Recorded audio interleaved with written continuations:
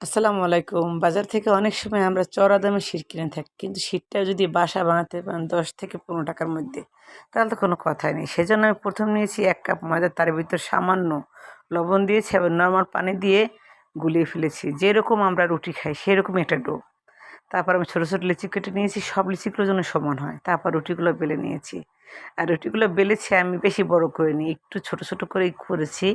আর একটু মোটাও ছিল। তারপর তেলের সাথে আমি ময়দা গুলিয়ে এভাবে চামচ দিয়ে লাগিয়ে নিয়েছি। তারপর একটু ময়দার ছিটে দিয়ে আবার আরেকটা রুটি তার উপর জয়েন করে নিয়েছি। তারপর আবার বেলে নিয়েছি একটু ময়দা ছিটা দিয়ে।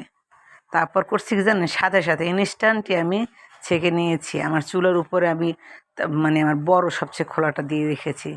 তারপর হালকা একটু এপিঠ-ওপিঠ করেই ভেজে তুলে ফেলেছি। আর এই ভাজাটা ভাজবেন মাত্র ১০ সেকেন্ড, তাতেই হয়ে যাবে। তারপর গরম অবস্থায় ২ টা রুটি সেপারেট করে নেবেন, নইলে জয়েন্ট হয়ে যাবে।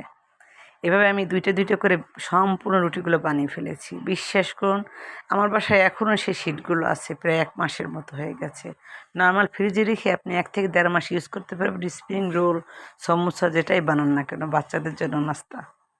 আর এখনও যারা আমার ভিডিওতে ফলো, লাইক, সাবস্ক্রাইব কোনটি করেননি, প্লিজ ফলো, লাইক, সাবস্ক্রাইব। সবার আগে আমার ভিডিওগুলো পেতে পাশে থাকা বেল আইকনটি বাজিয়ে রাখুন। আজ এই পর্যন্তই। আল্লাহ হাফেজ।